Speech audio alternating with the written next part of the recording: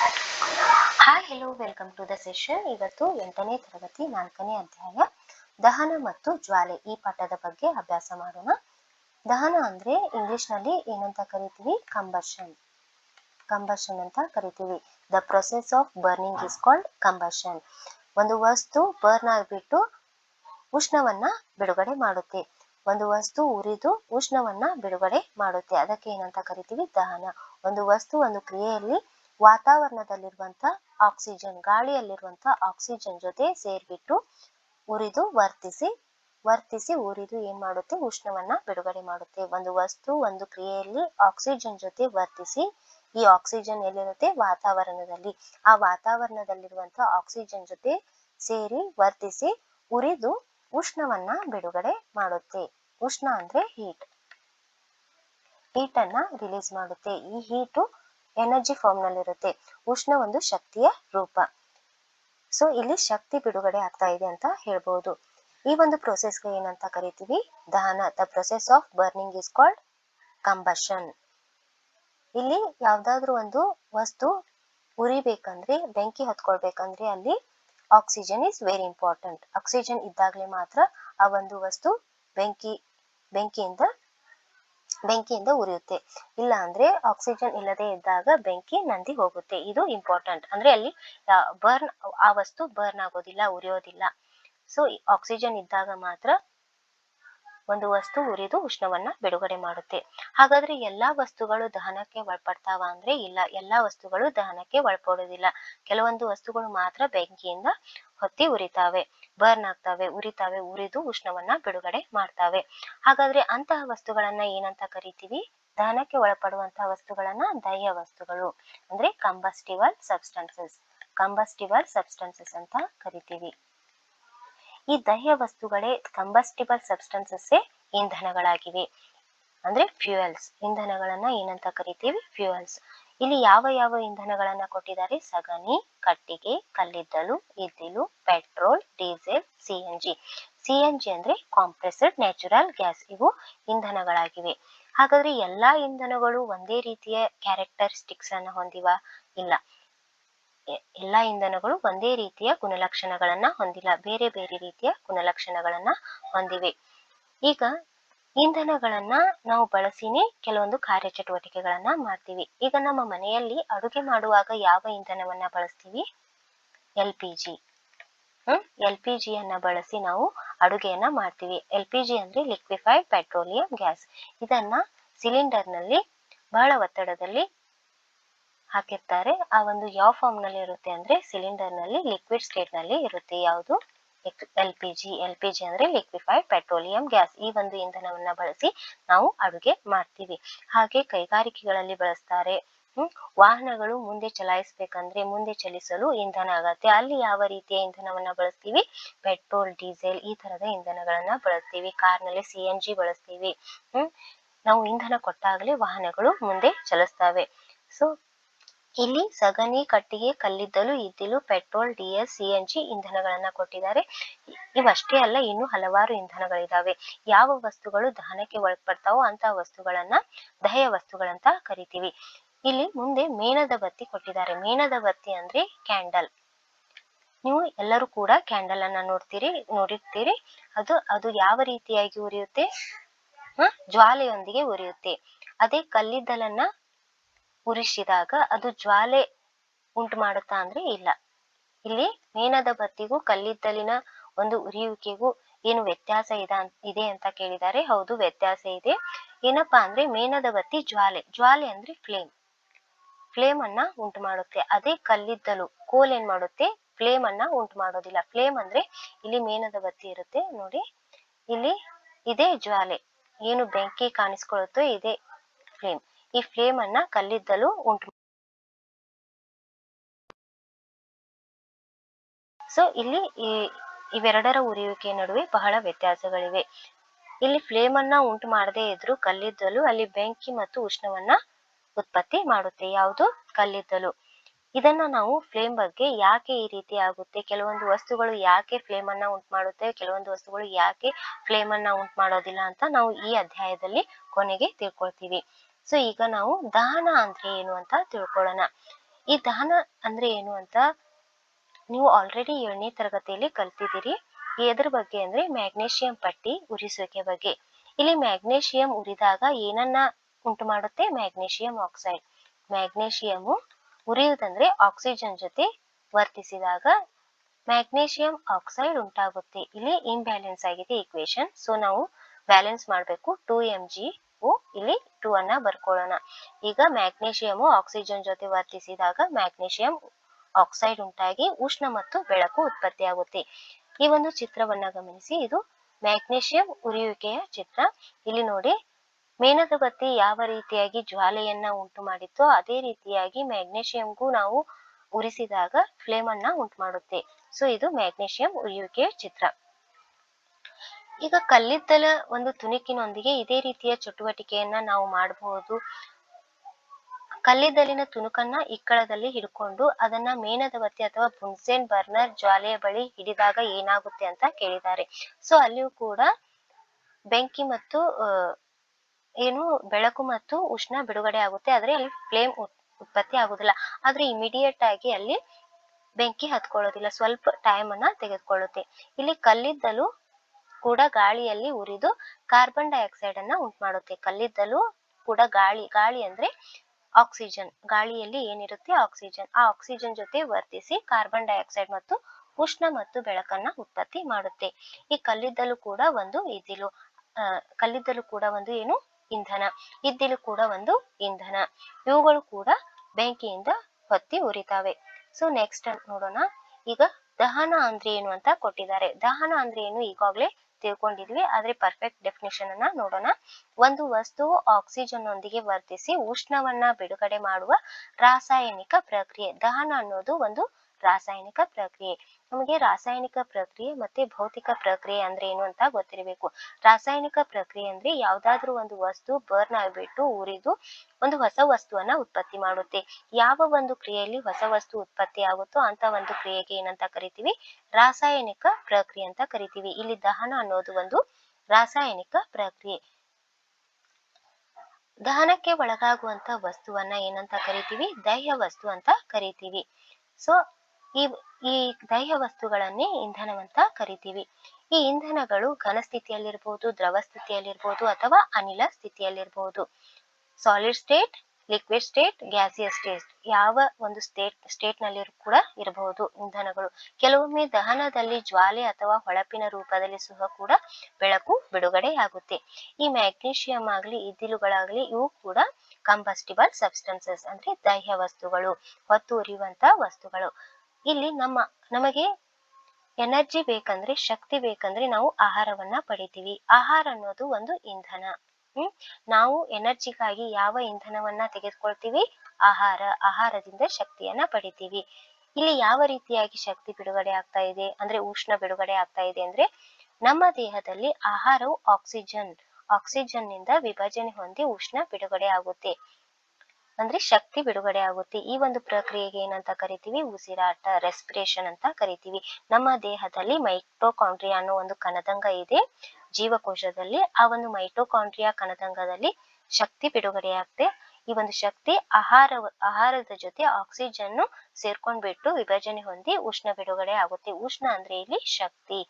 ಆ ರೀತಿಯಾಗಿ ಶಕ್ತಿಯನ್ನ ಪಡ್ಕೊಳ್ತೀವಿ. ಈ ಒಂದು ಪ್ರೊಸೆಸ್ಗೆ ನಾವು ಉಸಿರಾಟ ಅಂತ ಕರಿತೀವಿ. ಹಾಗಾದ್ರೆ ನಾವು ಜೀವಿಗಳು ಕೂಡ ಕಾರ್ಯಚಟುವಟಿಕೆಯಿಂದ ಇರ್ಬೇಕಾದ್ರೆ ಶಕ್ತಿ ಬೇಕು. ಆ ಶಕ್ತಿಗೆ ನಾವು ಯಾವ ಇಂಧನವನ್ನ ತೆಗೆದುಕೊಳ್ತೀವಿ? ಫುಡ್ ಅನ್ನ ತೆಗೆದುಕೊಳ್ತೀವಿ. ಇದು ಕೂಡ ನಮ್ಮ ದೇಹದಲ್ಲಿ ವಿಭಜನೆ ಹೊಂದಿ ಆಕ್ಸಿಜನ್ ಜೊತೆ ವಿಭಜನೆ ಹೊಂದಿ ಉಷ್ಣವನ್ನ ಬಿಡುಗಡೆ ಮಾಡುತ್ತೆ. ಮುಂದೆ ಇಲ್ಲಿ ಚಟುವಟಿಕೆಯನ್ನ ಕೊಟ್ಟಿದ್ದಾರೆ. 4.1ರಲ್ಲಿ ಯಾವ ಚಟುವಟಿಕೆಯನ್ನ ಕೊಟ್ಟಿದ್ದಾರೆ ಅಂತ ನೋಡಿ. ಕೆಲವೊಂದು ವಸ್ತುಗಳನ್ನ ಕೊಟ್ಟಿದ್ದಾರೆ. ಆ ವಸ್ತುಗಳು ದಹ್ಯ ವಸ್ತುಗಳ ಅಥವಾ ಅದಹ್ಯ ವಸ್ತುಗಳ, ಕಂಬಸ್ಟಿಬಲ್ ಸಬ್ಸ್ಟೆನ್ಸ್, ನಾನ್ ಕಂಬಸ್ಟಿಬಲ್ ಸಬ್ಸ್ಟೆನ್ಸಸ್ ಅಂತ ನಾವು ಲಿಸ್ಟ್ ಮಾಡಬೇಕು, ಗುರ್ತ್ ಮಾಡಬೇಕು. ಸೊ ಇಲ್ಲಿ ಮರ ಇದೆ ಫಸ್ಟ್. ಇದು ದಹ್ಯ ವಸ್ತು. ಕಂಬಸ್ಟಿಬಲ್ ಅಥವಾ ನಾನ್ ಕಂಬಸ್ಟಿಬಲ್ ಅಂತ ಕೇಳಿದ್ರೆ ಇದು ದಹ್ಯ. ಇದಕ್ಕೆ ಬೆಂಕಿ ಹತ್ತುತ್ತೆ. ಹಾಗೆ ಕಾಗದಕ್ಕೂ ಬೆಂಕಿ ಹತ್ತುತ್ತೆ. ಕಬ್ಬಿಣದ ಮೊಳೆಗೆ ಬೆಂಕಿ ಹತ್ತುತ್ತಾ? ಇಲ್ಲ. ಅದು ಬರ್ನ್ ಆಗುತ್ತಾ? ಇಲ್ಲ. ಸೊ ಇದು ಇಲ್ಲಿ ಸೀಮೆ ಎಣ್ಣೆ ಬೆಂಕಿ ಹತ್ತುತ್ತೆ. ಕಲ್ಲಿನ ಚೂರು ಕಲ್ಲಿಗೆ ಇಲ್ಲ. ಹುಲ್ಲು ಬೆಂಕಿ ಹತ್ತುತ್ತೆ.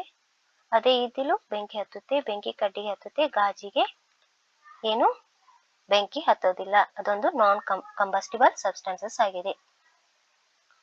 ಮುಂದೆ ಯಾವ ಚಟುವಟಿಕೆಯನ್ನ ಕೊಟ್ಟಿದ್ದಾರೆ ನೋಡಿ, 4.2ರಲ್ಲಿ ಇಲ್ಲಿ ಒಂದು ಮೇಣದ ಬತ್ತಿಯನ್ನ ತೆಗೆದುಕೊಂಡಿದ್ದಾರೆ. ಮೇಣದ ಬತ್ತಿಯನ್ನ ಉರಿಸ್ತಾ ಇದ್ದಾರೆ. ಮೇಣದ ಬತ್ತಿಯನ್ನ ಹಚ್ಚಿ ಆ ಮೇಣದ ಬತ್ತಿಯ ಎರಡೂ ಕಡೆ ಎರಡು ಮರದ ತುಂಡುಗಳನ್ನ ಇಟ್ಟಿದ್ದಾರೆ. ಎರಡು ಸೈಡ್ ಏನ್ ಮಾಡಿದ್ದಾರೆ, ಮರದ ತುಂಡುಗಳನ್ನ ಇಟ್ಟಿದ್ದಾರೆ. ಸೊ ಆ ಮರದ ತುಂಡಿನ ಮೇಲೆ ಒಂದು ಗಾಜಿನ ಚಿಮಣಿಯನ್ನ ಇಟ್ಟಿದ್ದಾರೆ. ನಂತರ ಏನಾಗುತ್ತೆ, ಆ ಒಂದು ಮೇಣದ ಬತ್ತಿ ಉರಿಯುತ್ತಾ ಅಥವಾ ನಂದಿ ಹೋಗುತ್ತಾ ಅಂತ ವೀಕ್ಷಣೆ ಮಾಡಿ ಅಂತ ಹೇಳ್ತಾರೆ. ಇಲ್ಲಿ ಈ ಒಂದು ಎ ಚಿತ್ರದಲ್ಲಿ ಗಾಜಿನ ಚಿಮಣಿಯನ್ನ ಮುಚ್ಚಿದಾಗ್ಲೂ ಕೂಡ ಮೇಣದ ಬತ್ತಿ ಉರಿತಾ ಇದೆ. ಯಾಕೆ ಅಂದ್ರೆ ಇಲ್ಲಿ ಕೆಳಗಿನಿಂದಲೂ ಕೂಡ ಏರ್ ಸಪ್ಲೈ ಆಗ್ತಾ ಇದೆ, ಮೇಲಿನಿಂದ ಕೂಡ ಏರ್ ಸಪ್ಲೈ ಆಗ್ತಾ ಇದೆ. ಸೊ ಇಲ್ಲಿ ಏರ್ ಸಪ್ಲೈ ಆಗೋದ್ರಿಂದ ಗಾಳಿ ಅಲ್ಲಿ ಸಪ್ಲೈ ಆಗೋದ್ರಿಂದ ಅಲ್ಲಿ ಮೇಣದ ಬತ್ತಿ ಜ್ವಾಲೆಯೊಂದಿಗೆ ಉರಿತಾ ಇದೆ, ಅಲ್ಲಿ ನಂದಿ ಹೋಗ್ತಾ ಇಲ್ಲ. ಅದೇ ಎರಡನೇ ಒಂದು ಬಿ ಚಿತ್ರವನ್ನ ನೋಡಿ. ಇಲ್ಲಿ ಬಿ ಚಿತ್ರದಲ್ಲಿ ಈ ಮರದ ತುಂಡುಗಳನ್ನ ತೆಗೆದಿದ್ದಾರೆ, ಟೇಬಲ್ ಮೇಲೆ ಗಾಜಿನ ಚಿಮಣಿಯನ್ನ ಇಟ್ಟಿದ್ದಾರೆ.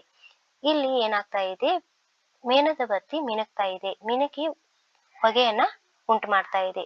ಸೊ ಇಲ್ಲಿ ಏರ್ ಸಪ್ಲೈ ಕಡಿಮೆ ಪ್ರಮಾಣದಲ್ಲಿ ಉಂಟಾಗ್ತಾ ಇದೆ, ಕಡಿಮೆ ಪ್ರಮಾಣದಲ್ಲಿ ಏರ್ ಸಪ್ಲೈ ಆಗ್ತಾ ಇದೆ. ಸೊ ಅಲ್ಲಿ ಮೇಣದ ಬತ್ತಿ ಪರಿಪೂರ್ಣವಾಗಿ ಜ್ವಾಲೆಯೊಂದಿಗೆ ಉರಿತಾ ಇಲ್ಲ, ಅಲ್ಲಿ ಮಿಣುಕ್ತಾ ಇದೆ. ಅದು ಮೇಣದ ಬತ್ತಿ ಮಿಣುಕ್ತಾ ಇದೆ, ಮಿಣುಕಿ ಹೊಗೆಯನ್ನ ಉಂಟು ಮಾಡ್ತಾ ಇದೆ. ಹಾಗೆ ಸಿ ಚಿತ್ರದಲ್ಲಿ ಟೇಬಲ್ ಮೇಲೆ ಮೇಣದ ಬತ್ತಿಯನ್ನ ಇಟ್ಟಿದ್ದಾರೆ, ಗಾಜಿನ ಚಿಮಣಿಯನ್ನ ಇಟ್ಟಿದ್ದಾರೆ. ಗಾಜಿನ ಚಿಮಣಿಯ ಮೇಲೆ ಒಂದು ವಸ್ತುವನ್ನ ಹಾಕಿದ್ದಾರೆ. ಇಲ್ಲಿಯೂ ಕೂಡ ಕೆಳಗಿನಿಂದಲೂ ಕೂಡ ಏರ್ ಸಪ್ಲೈ ಆಗ್ತಾ ಇಲ್ಲ, ಮೇಲಿನಿಂದ ಕೂಡ ಏರ್ ಸಪ್ಲೈ ಆಗ್ತಾ ಇಲ್ಲ. ಸೊ ಇಲ್ಲಿ ಏರ್ ಸಪ್ಲೈ ಆಗ್ತಾ ಇಲ್ಲ. ಸೊ ಅದಕ್ಕಾಗಿ ಮೇಣದ ಬತ್ತಿ ಏನಾಗಿದೆ, ನಂದಿ ಹೋಗಿದೆ. ಇಲ್ಲಿ ಏರ್ ಸಪ್ಲೈ ಆಗ್ತಾ ಇಲ್ಲ, ಆಮ್ಲಜನಕದ ಸಂಪರ್ಕ ಕಡಿತ ಆಗ್ತಾ ಇದೆ. ಸೊ ಆಮ್ಲಜನಕದ ಸಂಪರ್ಕ ಕಡಿತ ಆಗಿರೋದ್ರಿಂದ ಸೊ ಇಲ್ಲಿ ಮೇಣದ ಬತ್ತಿ ನಂದಿ ಹೋಗಿದೆ. ಸೊ ಈ ಒಂದು ಚಟುವಟಿಕೆಯ ಮೂಲಕ ಏನಂತ ತಿಳ್ಕೊಂಡಿದ್ವಿ ನಾವು, ಉರಿಯುವಿಕೆಗೆ ಏನು ಅವಶ್ಯಕ, ಗಾಳಿ ಅವಶ್ಯಕ. ಉರಿಯುವಿಕೆ ಒಂದು ವಸ್ತು ಉರಿಬೇಕಂದ್ರೆ ಅಲ್ಲಿ ಗಾಳಿ ಅವಶ್ಯಕ. ಗಾಳಿ ಇಲ್ಲದೆ ಇದ್ದಾಗ ಆ ಒಂದು ವಸ್ತು ನಂದಿ ಹೋಗುತ್ತೆ. ಸೊ ಇಲ್ಲಿ ಎ ಸಂದರ್ಭದಲ್ಲಿ ಗಾಳಿಯು ಕೆಳಗಿನಿಂದ ಪ್ರವೇಶಿಸಿದಾಗ ಮೇಣದ ಬತ್ತಿಯು ಸರಾಗವಾಗಿ ಉರಿತಾ ಇತ್ತು. ಅದೇ ಬಿಯ ಸಂದರ್ಭದಲ್ಲಿ ಗಾಳಿಯ ಚಿಮಣಿಯನ್ನ ಪ್ರವೇಶಿಸದಿದ್ದಾಗ ಜ್ವಾಲೆಯು ಮಿಣುಕ್ತಾ ಇತ್ತು, ಹಾಗೆ ಹೊಗೆಯನ್ನ ಉಂಟು ಮಾಡ್ತಾ ಇತ್ತು. ಅದೇ ಸಿಯ ಸಂದರ್ಭದಲ್ಲಿ ಗಾಳಿಯು ಲಭ್ಯವಾಗದೆ ಜ್ವಾಲೆಯು ಅಂತಿಮವಾಗಿ ನಂದಿ ಹೋಗುತ್ತೆ. ಇದರಿಂದ ನಾವು ಉರಿಯುವಿಕೆಗೆ ಗಾಳಿ ಅವಶ್ಯಕ ಅಂತ ತಿಳ್ಕೊಂಡಿದ್ವಿ ಈ ಒಂದು ಚಟುವಟಿಕೆಯನ್ನ ಮಾಡೋದ್ರ ಮೂಲಕ. ಮುಂದೆ ಏನ್ ಕೊಟ್ಟಿದ್ದಾರೆ, ಸೂರ್ಯ ಉಷ್ಣ ಮತ್ತು ಬೆಳಕನ್ನ ಸ್ವತಃ ಉತ್ಪತ್ತಿ ಮಾಡುವುದೆಂದು ನಾವು ಓದಿದ್ದೇವೆ. ಹೌದು, ಸೂರ್ಯ ಉಷ್ಣ ಮತ್ತು ಬೆಳಕನ್ನ ಉತ್ಪತ್ತಿ ಮಾಡ್ತಾನೆ. ಬಟ್ ಇದು ಒಂದು ದಹನವೇ ಅಂತ ಕೇಳಿದ್ರೆ ಇಲ್ಲ. ಇದು ಬೇರೆ ಒಂದು ದಹನ. ಇದನ್ನ ನೀವು ಮುಂದಿನ ತರಗತಿಯಲ್ಲಿ ತಿಳ್ಕೊಳ್ತೀರಿ. ಇಲ್ಲಿ ಸೂರ್ಯ ಉಷ್ಣ ಮತ್ತು ಬೆಳಕನ್ನ ಉತ್ಪತ್ತಿ ಮಾಡಿದ್ರು ಕೂಡ ಇದು ಒಂದು ಈ ರೀತಿಯಾದಂತಹ ದಹನ ಅಲ್ಲ. ಇಲ್ಲಿ ಬೈಜಿಕ ಕ್ರಿಯೆಗಳಿಂದ ಉಷ್ಣ ಮತ್ತು ಬೆಳಕು ಉತ್ಪತ್ತಿ ಆಗ್ತಾ ಇದೆ, ದಹನದಿಂದಲ್ಲ. ಬೈಜಿಕ ಪ್ರಕ್ರಿಯೆಯಿಂದ ಉಷ್ಣ ಮತ್ತು ಬೆಳಕು ಸೂರ್ಯನಲ್ಲಿ ಉತ್ಪತ್ತಿ ಆಗ್ತಾ ಇದೆ. ಇದ್ರ ಬಗ್ಗೆ ನೀವು ಮುಂದಿನ ತರಗತಿಯಲ್ಲಿ ಅಭ್ಯಾಸ ಮಾಡ್ತೀರಿ.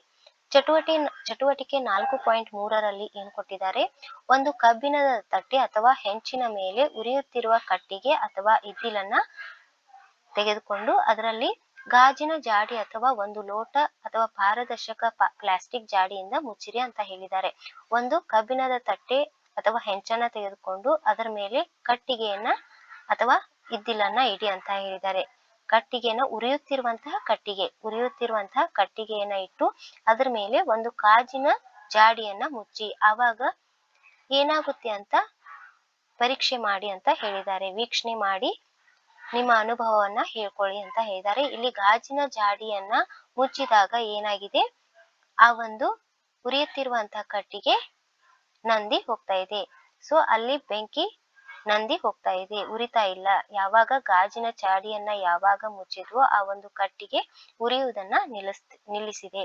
ಇದರಿಂದ ನಾವೇನ್ ತಿಳ್ಕೊಂಡ್ವಿ, ಇಲ್ಲಿಯೂ ಕೂಡ ನೋಡಿ, ಗಾಜಿನ ಜಾಡಿಯನ್ನ ಮುಚ್ಚಿದಾಗ ಅಲ್ಲಿ ಏರ್ ಸಪ್ಲೈ ಆಗ್ಲಿಲ್ಲ. ಏರ್ ಸಪ್ಲೈ ಆಗದೆ ಇರೋ ಕಾರಣ ಆ ಒಂದು ಕಟ್ಟಿಗೆ ಉರಿಯೋದನ್ನ ನಿಲ್ಲಿಸಿತು, ಬೆಂಕಿ ನಂದಿ ಹೋಯ್ತು. ಸೊ ಇದ್ರ ಮೂಲಕ ನಾವು ಏನ್ ತಿಳ್ಕೊಂಡ್ವಿ, ಉರಿಯುವಿಕೆಗೆ ಏನು ಅವಶ್ಯಕ, ಗಾಳಿ ಅವಶ್ಯಕ. ಗಾಳಿ ಸಪ್ಲೈ ಆಗದೆ ಇರೋ ಕಾರಣ ಅದು ನಂದಿ ಹೋಗುತ್ತೆ. ಈ ಒಂದು ಚಿತ್ರವನ್ನ ನೋಡಿ, ಈ ವ್ಯಕ್ತಿಗೆ ಬೆಂಕಿ ತಗುಲಿದೆ, ಬೆಂಕಿ ಹತ್ಕೊಂಡಿದೆ. ಸೊ ಬೆಂಕಿ ಹತ್ಕೊಂಡಿರೋದ್ರಿಂದ ಅವನಿಗೆ ಕಂಬಳಿಯನ್ನ ಹಾಕಿದ್ದಾರೆ. ಯಾಕೆ ಕಂಬಳಿಯನ್ನ ಹಾಕಿದ್ದಾರೆ? ಈ ಕಂಬಳಿ ಏನ್ ಮಾಡುತ್ತೆ ಅಂದ್ರೆ ಆಕ್ಸಿಜನ್ ನ ಸಪ್ಲೈ ಕಡಿಮೆ ಮಾಡ್ಬಿಡುತ್ತೆ, ಗಾಳಿಯ ಸಂಪರ್ಕವನ್ನ ಕಡಿತ ಮಾಡ್ಬಿಡುತ್ತೆ. ಗಾಳಿಯ ಸಂಪರ್ಕವನ್ನ ಕಡಿಮೆ ಮಾಡೋದ್ರಿಂದ ಆ ಬೆಂಕಿ ಅಲ್ಲಿ ಹೊತ್ತಿ ಉರಿಯೋದಿಲ್ಲ, ಬೆಂಕಿ ಕಡಿಮೆ ಆಗುತ್ತೆ, ಬೆಂಕಿಯ ಪ್ರಮಾಣ ಕಡಿಮೆ ಆಗುತ್ತೆ. ಸೊ ಬೆಂಕಿ ನಂದಿ ಹೋಗುತ್ತೆ. ಸೊ ಅದರಿಂದ ಏನ್ ಮಾಡಿದ್ದಾರೆ, ಕಂಬಳಿಯನ್ನ ಹಾಕಿದ್ದಾರೆ. ಈ ಕಂಬಳಿ ಆಕ್ಸಿಜನ್ ಸಂಪರ್ಕವನ್ನ ಕಡಿಮೆ ಮಾಡುತ್ತೆ, ಇದರಿಂದ ಆ ವ್ಯಕ್ತಿಗೆ ತಗುಲಿದ ಬೆಂಕಿ ಆರುತ್ತೆ. ಇದ್ರ ಮೂಲಕ ನಾವು ಉರಿಯಲು ಏನ್ ಬೇಕು, ಗಾಳಿ ಬೇಕು. ಈಗ ನಿಮ್ಮ ಕೆಲವು ಅನುಭವಗಳನ್ನ ಸ್ಮರಿಸಿ, ಒಂದು ಬೆಂಕಿ ಕಡ್ಡಿಯು ತನ್ನಿಂದ ತಾನೇ ಉರಿಯುತ್ತದೆ, ಅದು ಹೇಗೆ ಉರಿಯುತ್ತದೆ? ಇಲ್ಲಿ ಒಂದು ಬೆಂಕಿ ಕಡ್ಡಿ ಮ್ಯಾಚ್ ಬಾಕ್ಸ್ ಅನ್ನ ತೆಗೆದುಕೊಂಡು ನೀವು ವೀಕ್ಷಣೆ ಮಾಡಿ ಅಂತ ಹೇಳಿದ್ದಾರೆ. ಬೆಂಕಿ ಕಡ್ಡಿಯು ತನ್ನಿಂದ ತಾನೇ ಉರಿಯುತ್ತದೆ ಅಂತ ಹೇಳಿದ್ದಾರೆ. ಇಲ್ಲ, ಬೆಂಕಿ ಕಡ್ಡಿಯು ತನ್ನಿಂದ ತಾನೇ ಉರಿಯೋದಿಲ್ಲ, ಅಲ್ಲಿ ಕೆಲವೊಂದು ಕ್ರೈಟೇರಿಯಾ ಇದೆ. ಆ ಬೆಂಕಿ ಕಡ್ಡಿಯನ್ನ ಯಾವ್ದಾದ್ರು ಒಂದು ರಫ್ ಸರ್ಫೇಸ್ ಮೇಲೆ ಉಜ್ಜಿದಾಗ ಮಾತ್ರ ಅದೇನಾಗುತ್ತೆ, ಉರಿಯುತ್ತೆ. ಇಲ್ಲವಾದಲ್ಲಿ ಉರಿಯಲ್ಲ, ತನ್ನಿಂದ ತಾನೇ ಉರಿಯಲ್ಲ. ಹಾಗೆ ಕಾಗದ ಚೂರೊಂದನ್ನ ಉರಿಸಿದ ಅನುಭವವಿರಬೇಕು. ಒಂದು ಉರಿಯುತ್ತಿರುವ ಬೆಂಕಿ ಕಡ್ಡಿಯನ್ನ ಅದರ ಬಳಿ ತಂದಾಗ ಅದು ಉರಿಯುತ್ತದೆ. ಯಾವ್ದಾದ್ರು ಒಂದು ಕಾಗದದ ಚೂರೊಂದನ್ನ ಬೆಂಕಿ ಕಡ್ಡಿಯನ್ನ ಉರಿಯುತ್ತಿರುವಂತ ಬೆಂಕಿ ಕಡ್ಡಿಯ ಮುಂದೆ ತಂದಾಗ ಅದು ಉರಿಯುತ್ತದೆ ಅಂತ ಕೇಳಿದ್ದಾರೆ. ಹೌದು, ಆದ್ರೆ ಸ್ವಲ್ಪ ಸಮಯ ತೆಗೆದುಕೊಳ್ಳುತ್ತೆ. ಉರಿಬೇಕಂದ್ರೆ ಅದು ದಹ್ಯ ವಸ್ತುನೇ, ಕಂಬಸ್ಟಿಬಲ್ ಸಬ್ಸ್ಟೆನ್ಸಸ್. ಬಟ್ ಬೇಗನೆ ಆ ಒಂದು ವಸ್ತುವಿಗೆ ಬೆಂಕಿ ಹತ್ಕೊಳ್ಳೋದಿಲ್ಲ, ಸ್ವಲ್ಪ ಸಮಯ ತೆಗೆದುಕೊಳ್ಳುತ್ತೆ. ಯಾಕಂತ ನಾವು ಮುಂದೆ ನೋಡೋಣ. ಒಂದು ಹೊತ್ತಿಸಿದ ಬೆಂಕಿ ಕಡ್ಡಿಯನ್ನ ಕಟ್ಟಿಗೆಯ ತುಂಡಿನ ಬಳಿ ತರುವುದರಿಂದ ಅದು ಉರಿಯುವಂತೆ ಮಾಡುವಿರಾ? ಹಾಗೆ ಇಲ್ಲೊಂದು ಕೂಡ ಅದೇ ರೀತಿಯಾದ ಒಂದು ಚಟುವಟಿಕೆಯನ್ನ ಕೊಟ್ಟಿದ್ದಾರೆ. ಏನಪ್ಪಾ ಅಂದ್ರೆ, ಈಗ ಒಂದು ಹೊತ್ತಿಸಿದ ಬೆಂಕಿ ಹೊತ್ತಿಸಿದ ಬೆಂಕಿ ಕಡ್ಡಿಯನ್ನ ತೆಗೆದುಕೊಂಡು ಕಟ್ಟಿಗೆಯ ತುಂಡಿನ ಬಳಿ ತಂದ್ರೆ ಅದು ಕಟ್ಟಿಗೆ ಉರಿಯುತ್ತಾ ಅಂತ ಕೇಳಿದ್ದಾರೆ. ಇಲ್ಲ, ಕಟ್ಟಿಗೆಯು ಕೂಡ ಸ್ವಲ್ಪ ಸಮಯ ತೆಗೆದುಕೊಳ್ಳುತ್ತೆ,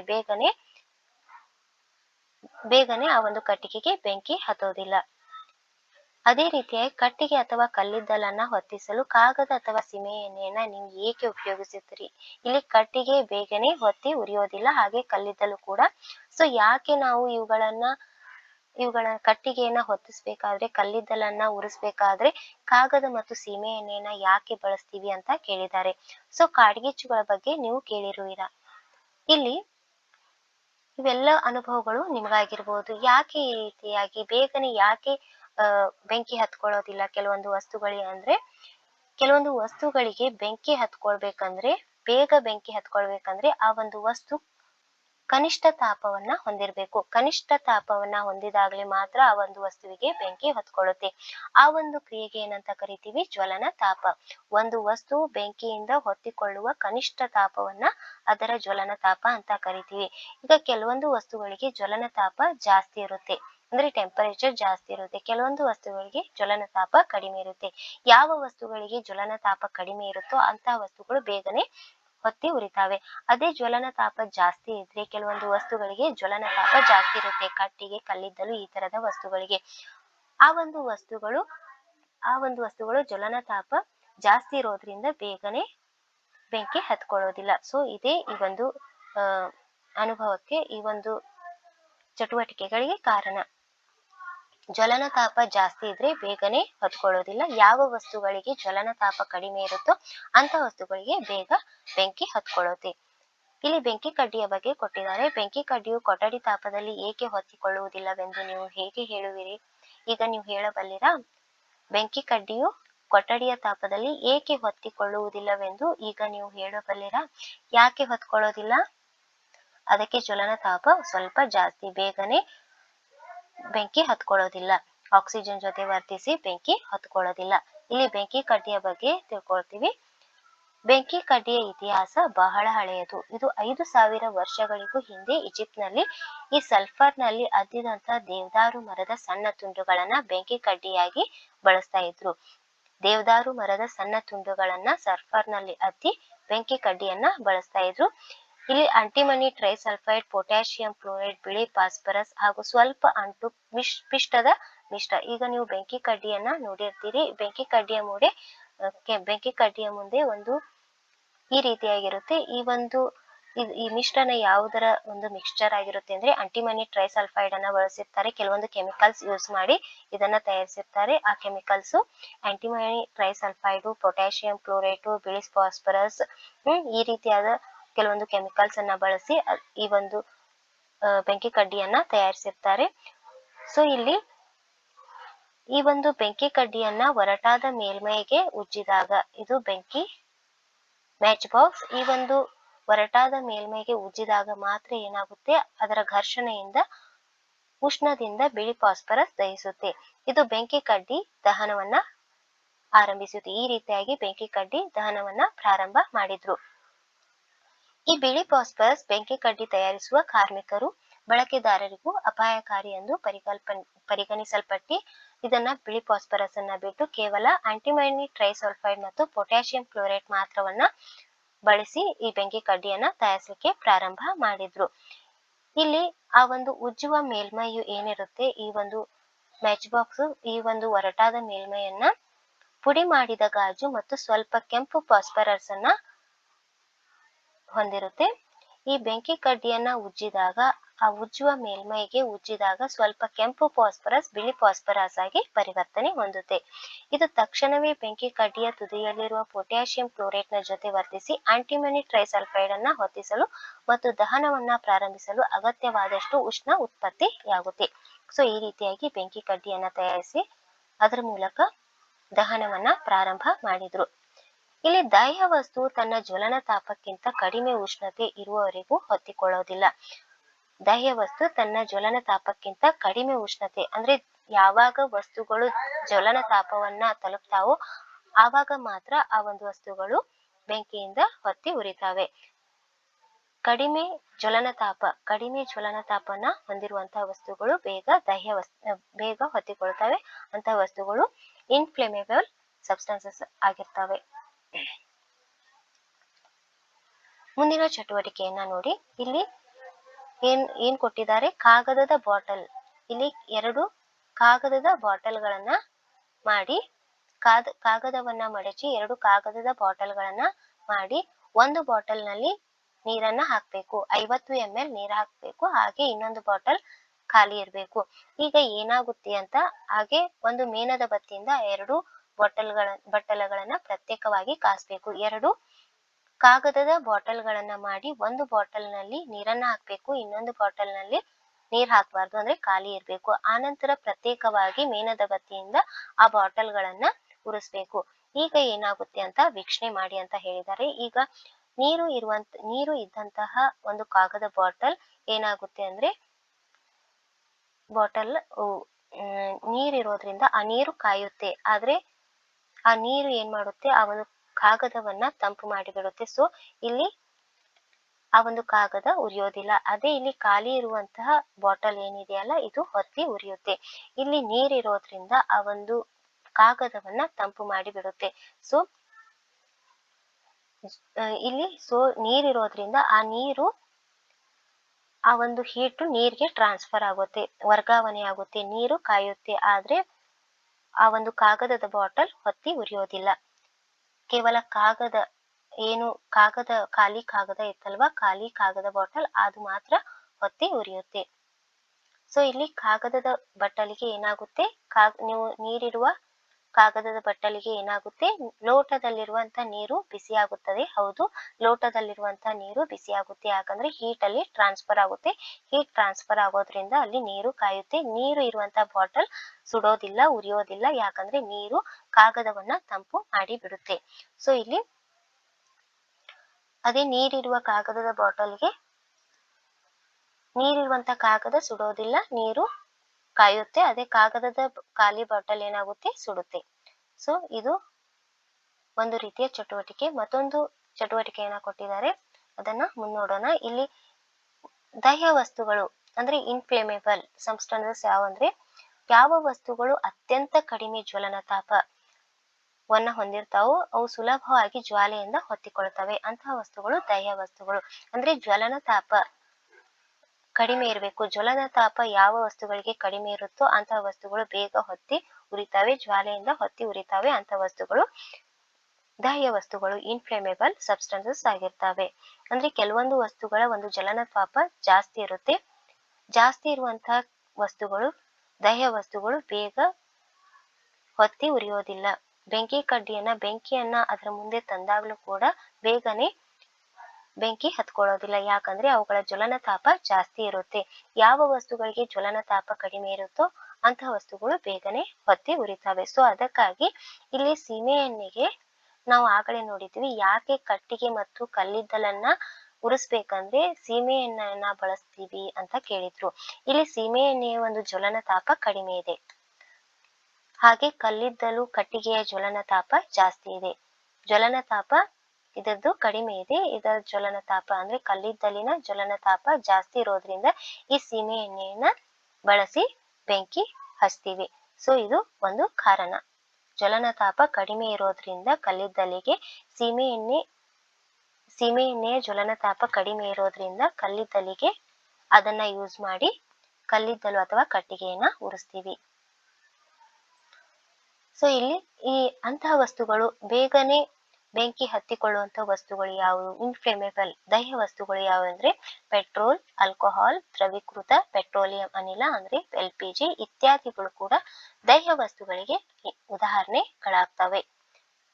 ನೀವು ಕೂಡ ಇನ್ನಷ್ಟು ದಹ್ಯ ವಸ್ತುಗಳನ್ನ ಪಟ್ಟಿ ಮಾಡಿ. ಇದು ನಿಮ್ಗೆ ಹೋಮ್ವರ್ಕ್. ಇಲ್ಲಿ ಅಗ್ನಿಶಾಮಕರು ನೀರನ್ನ ಒತ್ತಡದಲ್ಲಿ ಹಾಯಿಸಿ ಬೆಂಕಿಯನ್ನ ನಂದಿಸ್ತಾರೆ. ಎಲ್ಲಿ ಬೆಂಕಿ ಹತ್ಕೊಂಡಿರುತ್ತೆ, ಬಿಲ್ಡಿಂಗ್ ಗಳಿಗಾಗ್ಲಿ ಅಥವಾ ಕಟ್ಟಿಗೆಯಿಂದ, ನೀರಿನಿಂದ, ಕಟ್ಟಿಗೆಯಿಂದ, ವಿದ್ಯುತ್ ಪ್ರಸರಣದಿಂದ ಅಥವಾ ಎಣ್ಣೆಯಿಂದ ಇವುಗಳ ಮೂಲಕ ಬೆಂಕಿ ಹತ್ತಿರುತ್ತೋ ಅವಾಗ ನಾವು ಅಗ್ನಿಶಾಮಕದವರನ್ನ ಕರೆಸ್ತೀವಿ. ಯಾಕೆ? ಬೆಂಕಿಯನ್ನ ನಿಯಂತ್ರಿಸ್ಲಿಕ್ಕೆ. ಈಗ ಮನೆಗಳಲ್ಲಿ, ಅಂಗಡಿಗಳಲ್ಲಿ, ಕಾರ್ಖಾನೆಗಳಲ್ಲಿ ಬೆಂಕಿ ಹತ್ಕೊಂಡಿದ್ರೆ ನೀವು ನೋಡಿರ್ತೀರಿ, ಅದನ್ನ ಕೇಳಿರ್ತೀರಿ. ಅವಾಗ ಯಾರನ್ನ ಕರೆಸ್ತೀರಿ? ಅಗ್ನಿಶಾಮಕ ದಳದವರನ್ನ. ಸೊ ಅದರ ದೂರವಾಣಿ ಸಂಖ್ಯೆ ಏನಿದೆ? 101 ಇದೆ. ಸೊ ಇಲ್ಲಿ ನೋಡಿ, ನೀರಿನ ಮೂಲಕ ಬೆಂಕಿ ಹತ್ಕೊಂಡಿದ್ರೆ ಆವಾಗ ನಾವು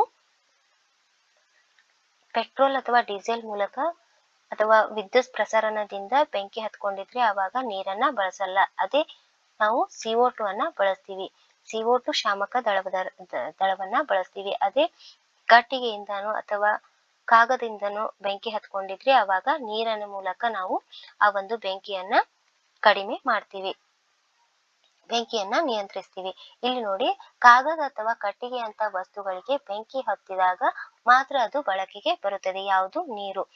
ಕಾಗದ ಅಥವಾ ಕಟ್ಟಿಗೆ ಅಂತ ವಸ್ತುಗಳಿಂದ ಬೆಂಕಿ ಹತ್ತಿದಾಗ ಅದನ್ನ ನಿಯಂತ್ರಿಸಕ್ಕೆ ನೀರನ್ನ ಬಳಸ್ತೀವಿ, ಈ ಒಂದು ಅಗ್ನಿಶಾಮಕವನ್ನ ಬಳಸ್ತೀವಿ. ಅದೇ ವಿದ್ಯುತ್ ಉಪಕರಣ ಹೊತ್ತಿಕೊಂಡಾಗ ನೀರಿನ ಮೂಲಕ ವಿದ್ಯುತ್ ಪ್ರವೇಶಿಸಿ ಬೆಂಕಿ ನಂದಿಸುವವರಿಗೂ ಅಪಾಯ ಉಂಟು. ವಿದ್ಯುತ್ ಉಪಕರಣದಿಂದ ಬೆಂಕಿ ಹತ್ಕೊಂಡಿದ್ರೆ ಅವಾಗ ನೀರನ್ನ ಉಪಯೋಗಿಸಿ ಬೆಂಕಿಯನ್ನ ನಿಯಂತ್ರಿಸಬಾರ್ದು.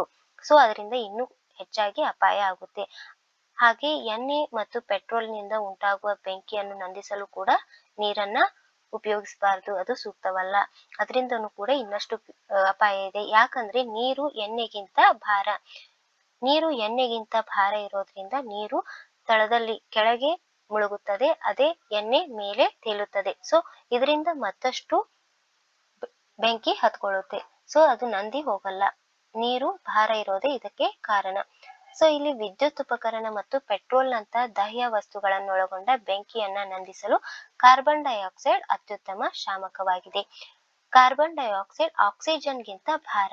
ಯಾವುದು? ಕಾರ್ಬನ್ ಡೈಆಕ್ಸೈಡ್ ಆಕ್ಸಿಜನ್ಗಿಂತ ಭಾರ. ಸೊ ಅದಕ್ಕಾಗಿ ನಾವು ಇಲ್ಲಿ ಬೆಂಕಿ ಒಂದು ವೇಳೆ ಈ ಒಂದು ಪೆಟ್ರೋಲ್ ಅಥವಾ ವಿದ್ಯುತ್ ಉಪಕರಣದಿಂದ ಬೆಂಕಿ ಹತ್ತಿದ್ರೆ ಕಾರ್ಬನ್ ಡೈಆಕ್ಸೈಡ್ ನ ಬಳಸ್ತೀವಿ. ಈ ಕಾರ್ಬನ್ ಡೈಆಕ್ಸೈಡ್ ಆಕ್ಸಿಜನ್ಗಿಂತ ಭಾರ ಇರೋದ್ರಿಂದ ಎಲ್ಲಿ ಆ ಒಂದು ವಸ್ತುವಿಗೆ ಬೆಂಕಿ ಹತ್ಕೊಂಡಿರುತ್ತೋ ಆ ವಸ್ತುವಿನ ಸುತ್ತಲೂ ಕಾರ್ಬನ್ ಡೈಆಕ್ಸೈಡ್ ಆವರಿಸ್ಕೊಳ್ಬಿಡುತ್ತೆ. ಸೊ ಆವರಿಸ್ಕೊಂಡು ಅಲ್ಲಿ ಆಕ್ಸಿಜನ್ ಕಡಿತವನ್ನ ಉಂಟು ಮಾಡುತ್ತೆ, ಆಕ್ಸಿಜನ್ ಸಂಪರ್ಕವನ್ನ ಕಡಿತ ಮಾಡ್ಬಿಡುತ್ತೆ. ಸೊ ಇಲ್ಲಿ ಬೆಂಕಿಯನ್ನ ಈ ರೀತಿಯಾಗಿ ಇಲ್ಲಿ ಹತೋಟಿಗೆ ತರಬಹುದು. CO2 ಕಾರ್ಬನ್ ಡೈಆಕ್ಸೈಡ್ ನ ಮತ್ತೊಂದು ಪ್ರಯೋಜನವೆಂದರೆ ವಿದ್ಯುತ್ ಉಪಕರಣಕ್ಕೆ ಹಾನಿ ಉಂಟು ಮಾಡೋದಿಲ್ಲ. ಸೊ ಅದಕ್ಕಾಗಿ ಈ ಒಂದು ಕಾರ್ಬನ್ ಡೈಆಕ್ಸೈಡ್ ಶಾಮಕ ದಳವನ್ನ ಬಳಸ್ತಾರೆ. LPGಯನ್ನ ಯಾವ ರೂಪದಲ್ಲಿ ಸಿಲಿಂಡರ್ಗಳಲ್ಲಿ ಸಂಗ್ರಹಿಸಲಾಗುತ್ತೆ? ಈ ಕಾರ್ಬನ್ ಡೈಆಕ್ಸೈಡ್ ನ ಸರಬರಾಜನ್ನ ನಾವು ಹೇಗೆ ಪಡೆಯುವುದು? ಇದನ್ನ ಅಧಿಕ ಒತ್ತಡದಲ್ಲಿ ಸಿಲಿಂಡರ್ಗಳಲ್ಲಿ ದ್ರವ ರೂಪದಲ್ಲಿ ಸಂಗ್ರಹಿಸ್ತಾರೆ. ಇದನ್ನ ಯಾವ ರೀತಿಯಾಗಿ ಸಿಲಿಂಡರ್ಗಳಲ್ಲಿ ದ್ರವ ರೂಪದಲ್ಲಿ ಸಂಗ್ರಹಿಸ್ತಾರೋ ಹಾಗೆ LPGಯನ್ನು ಕೂಡ ಸಿಲಿಂಡರ್ಗಳಲ್ಲಿ ದ್ರವ ರೂಪದಲ್ಲಿ ಸಂಗ್ರಹಿಸ್ತಾರೆ. ಆಲ್ರೆಡಿ ಇದನ್ನ ನಾನು ಹೇಳಿದೆ. ಸಿಲಿಂಡರ್ನಿಂದ ಬಿಡುಗಡೆಯಾದ ಕಾರ್ಬನ್ ಡೈಆಕ್ಸೈಡ್ ಗಾತ್ರದಲ್ಲಿ ಬಹಳಷ್ಟು ಹಿಗ್ಗುತ್ತದೆ.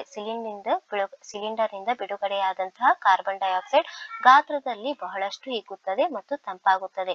ಅದು ಬೆಂಕಿಯ ಸುತ್ತಲೂ ಹೊದಿಕೆಯಂತಾಗುವುದಲ್ಲದೆ ಇಂಧನದ ಉಷ್ಣತೆಯನ್ನ ಕಡಿಮೆ ಮಾಡುತ್ತದೆ.